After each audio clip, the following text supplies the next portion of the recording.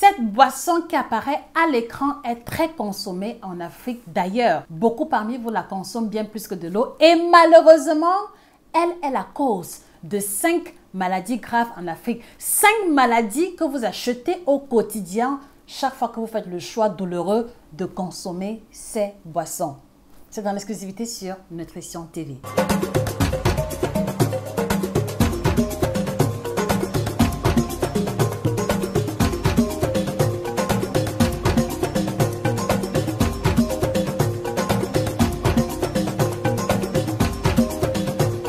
Bonjour à vous fidèles téléspectateurs, je suis Josica, votre experte en nutrition tropicale, 11 ans d'expérience au compteur avec une dizaine d'ouvrages au sein de sa collection. Merci de vous les procurer très humblement sur Amazon et à la FNAC et ainsi que chez nos représentants si vous souhaitez améliorer vos connaissances et découvrir des recettes africaines pour des problèmes de ventre plat, de ménopause, de libido, perte de poids, diabète, etc.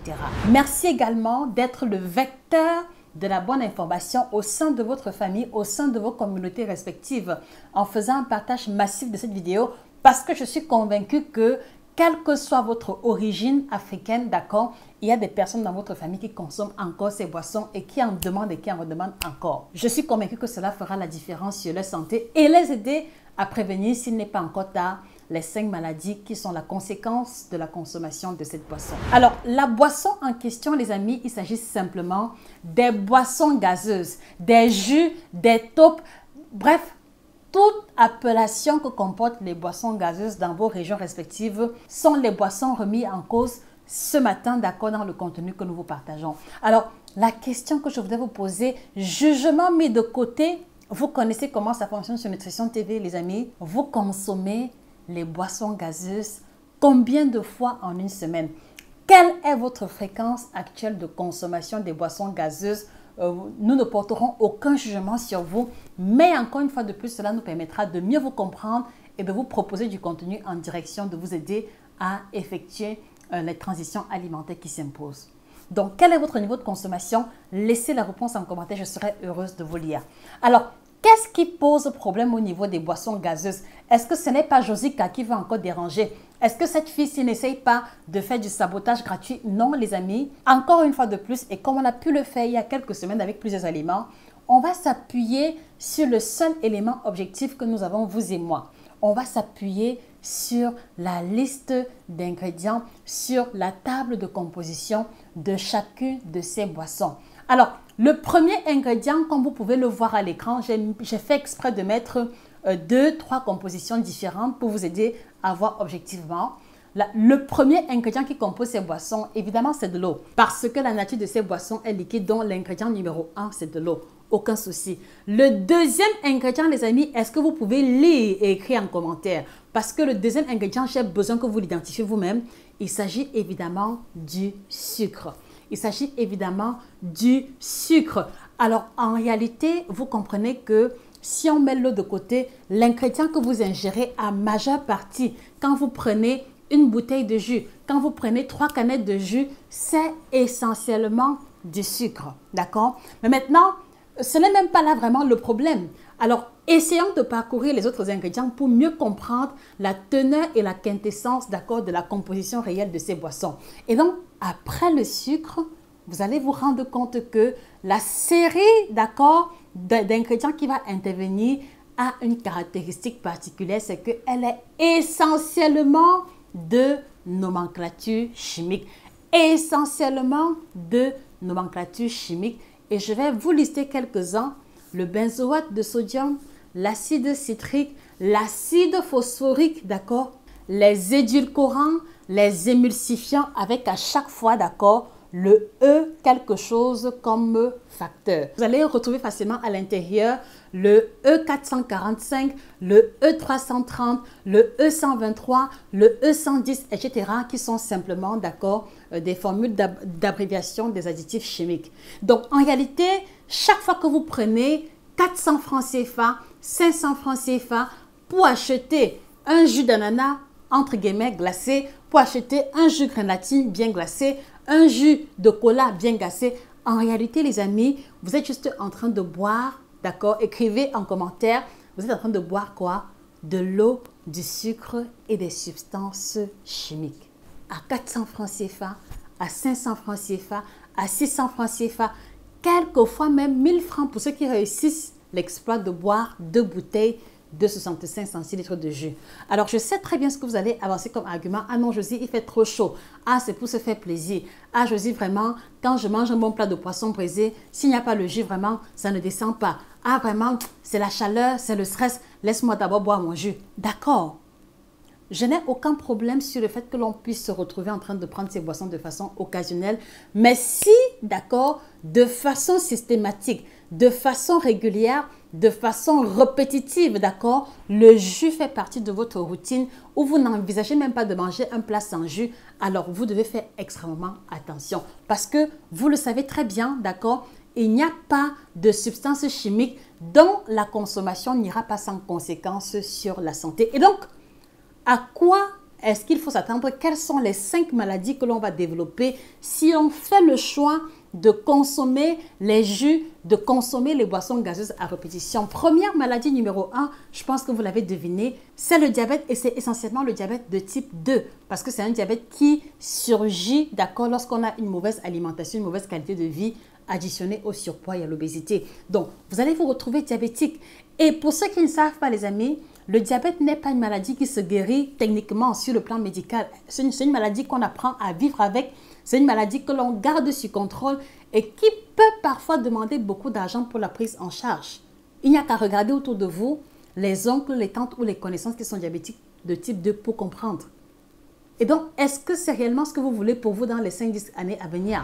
La deuxième maladie que l'on va porter avec soi, avec la consommation régulière de boissons gazeuses, c'est le cancer. Parce qu'il faut bien comprendre que même si les additifs alimentaires ne sont pas problématiques, si on en fait une consommation de passage, il faut comprendre que si vous prenez 3, 4, 5 bouteilles de jus chaque semaine, d'accord, ces colorants, ces émulsifiants et ces multiples acides que j'ai énoncés tantôt ici n'iront pas sans conséquence sur votre santé. Et donc, ce n'est pas parce que vous le buvez depuis 5 ans que vous ne ressentez rien qu'il n'est pas en train de se passer quelque chose en vous. Attention. Donc, deuxième maladie, risque de cancer élevé, cancer de la bouche, cancer de l'œsophage, etc. Est-ce que vous voulez réellement vous retrouver victime de cancer, à subir les chimiothérapies et à souffrir à dépendre des médicaments, comme c'est le cas pour ceux qui ont été victimes? Point d'interrogation. La troisième maladie qui va être causée par la consommation de ces boissons, malheureusement, c'est le surpoids, c'est l'obésité et particulièrement l'obésité androïde qui est la forme d'obésité la plus dangereuse. La plus dangereuse. Donc, chaque fois que vous allez prendre beaucoup de jus, d'accord, ou alors en général, la consommation de jus rime très souvent, vraiment, rime très souvent avec des plats copieux. On mange un burger, on veut boire une boisson gazeuse. On mange un bon poisson pré-braisé, frites de plantain mayonnaise, on veut rajouter le jus dessus. Donc en réalité, la consommation de boissons gazeuses va entraîner à une surconsommation calorique qui n'ira pas sans conséquence sur votre ligne. Donc, vous allez vous retrouver en train de prendre le poids, vous allez vous retrouver en train de stocker préférentiel la mauvaise graisse au niveau du ventre, qui, comme vous le savez, est source de maladies métaboliques. Est-ce que vous voulez vous retrouver dans la prison du surpoids, dans la prison du gros ventre dans les 5-10 années à venir?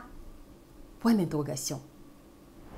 La quatrième maladie que l'on va développer parce que la plupart des boissons gazeuses ont à l'intérieur de l'acide, d'accord? Acide citrique, ça je comprends, ce n'est pas un problème. Mais l'acide phosphorique, il faut savoir que c'est un acide qui va participer de la déminéralisation de votre squelette. Les amis, écrivez ce mot en commentaire parce que vous devez le retenir. La déminéralisation de votre squelette. Ceci veut dire simplement que la consommation de boissons gazeuses va fragiliser vos os, va fragiliser vos dents. Voilà pourquoi est-ce que beaucoup parmi vous, avant d'avoir atteint la ménopause, avant d'avoir atteint 40-45 ans, vous souffrez de mal de genoux, vous souffrez de crampes, les os font les bruits, vous ressentez des douleurs parce qu'il y a déjà une déminéralisation avancée de votre squelette. Et vous le savez, il est très difficile de contrecarrer de tels phénomènes qui se sont installés avec le temps. Alors, si vous ne voulez pas vous retrouver grabataire avant le temps, si vous ne voulez pas vous retrouver à dépendre des béquilles pensez à 2 fois avant d'acheter les palettes de jus pour les déposer à la maison. Et la 5e maladie que l'on va développer, d'accord, c'est la fragilisation de vos dents, mais surtout les caries dentaires. Les caries dentaires, les parodontites ou la multiplication des bactéries au niveau de la bouche avec tout ce que cela comporte comme sous-maladies possibles. Et je crois que les médecins qui sont sur cette chaîne ne me contrediront pas. Donc, vous le savez déjà, la consommation de boissons sucrées, d'accord, affecte l'émail des dents, affecte également l'hygiène buccale parce qu'on va se retrouver à garder le sucre dans la bouche. Il va y avoir le contact avec la salive et puis il y aura multiplication des bactéries. Surtout, si vous n'avez pas une hygiène buccale rigoureuse, vous allez développer les caries dentaires. Alors, de vous à moi, chers téléspectateurs, et donc, la question que je voudrais vous poser, les amis, qu'est-ce qui vous pousse de continuer, d'accord, d'acheter délibérément avec votre propre argent de l'eau, du sucre et du colorant? Parce qu'en fait, il y a des moments où je n'arrive pas à comprendre. Moi, par exemple, je les ai consommés par le passé et ça pouvait se comprendre parce que je ne connaissais pas. Mais depuis le moment où j'ai découvert la composition, j'ai eu du mal à me retrouver à les consommer à nouveau, peut-être de façon passagère et en très petite quantité. Donc, dites-moi les amis, qu'est-ce qui vous motive de continuer à acheter aussi cher, d'accord, l'eau, sucre et les colorants? Qu'est-ce qui vous motive de continuer à acheter délibérément des maladies gratuites, d'accord, alors que le pouvoir d'achat n'est même pas déjà élevé? Qu'est-ce qui vous motive de continuer à offrir cela à vos enfants, à acheter des palettes et à stocker à la maison? C'est quoi la motivation derrière? Parce que la table de composition, elle est visible, tout le monde peut la lire. Qu'est-ce qui vous motive de continuer à acheter la maladie, comme on dit vulgairement au quartier? Est-ce que vous pensez réellement que ça vaut le coup d'investir 400 francs, 500 francs, d'accord, dans une boisson qui a zéro valeur ajoutée sur votre alimentation, sur votre santé? Est-ce que vous pensez que cela vaut le coup? Et pour ceux qui vont me demander les alternatives, quelle alternative aux boissons gazeuses, les amis? On a le bissap, on a le foléré, on a le cacardé qu'on peut cuisiner en grande quantité, rajouter à l'intérieur du jus d'orange, rajouter à l'intérieur du jus d'ananas, d'accord, rajouter à l'intérieur même du miel pour pouvoir le sucrer. Et cette boisson-là va dépasser au moins de 10 fois, d'accord, la consommation des boissons gazeuses avec un rapport qualité-prix imbattable. Voilà la première alternative que je voudrais vous suggérer. La deuxième alternative, vous avez la poudre de baobab qui est hyper nutritive, qui est plus riche en calcium, plus riche en potassium que plusieurs aliments standards que vous connaissez et qui peut faire l'objet d'une consommation familiale. La poudre de baobab ne coûte pas si cher que ça. Donc, vous pouvez acheter la poudre de baobab et en faire des jus maison pour remplacer les boissons gazeuses. Est-ce que c'est si compliqué que ça? Troisième alternative, vous pouvez mettre un accent sur les fruits de saison en achetant en grande quantité et en faisant des jus familiaux, d'accord? Voilà, qui vont comme ça vous permettre d'apporter et les vitamines et les sels minéraux, mais surtout pas de boissons gazeuses. Alors les amis, je voudrais vous inviter, d'accord, à pouvoir tirer de l'obscurantisme, à pouvoir aider vos cousins, vos cousines, vos oncles, vos tantes, toutes vos connaissances alentour à sortir, d'accord, de la méconnaissance de cette information. Parce que je crois que au sein de ceux-là qui continuent de prendre des boissons gazeuses, beaucoup ne sont pas au courant de la composition ni de l'innocuité. Et ce serait très louable et très valeureux de votre part de pouvoir les aider à comprendre et à se défaire, d'accord, de ces boissons inutiles qui dépouillent leur porte-monnaie et qui les rendent dépendants plus tard des soins médicaux, des médicaments, etc. En tout cas, je vous remercie à vous, là, qui allez prendre sur vous de jouer le jeu. Je vous encourage également à vous procurer de la collection d'ouvrages qui vous aide à aller beaucoup plus loin sur cette thématique-là. Vous avez d'ailleurs le livre « 7 aliments à bannir de votre alimentation » où on a développé cette thématique avec plusieurs autres où on vous présente, d'accord, l'innocuité de plusieurs aliments qui sont consommés dans la communauté africaine. Vous avez également l'ouvrage « Dégonfle ton ventre » qui vous propose 4 semaines de recettes pour diminuer le tour de taille d'au moins 5 à 7 cm à partir des plats africains, sans obligation de boire le citron, sans obligation de prendre les peaux d'ananas ou les clous de girofle. Les amis, allez-y vous le procurer si vous avez des soucis au niveau de votre tour de taille. Et si vous ne savez pas quoi choisir en fonction de votre problématique, écrivez-nous directement via email ou sur WhatsApp et c'est avec plaisir que nous vous ferons un counseling gratuit pour mieux vous orienter au milieu de nos multiples services et produits. C'était Josica, votre experte en nutrition tropicale, 11 ans d'expérience au compteur, auteur de 9 ouvrages de nutrition à succès.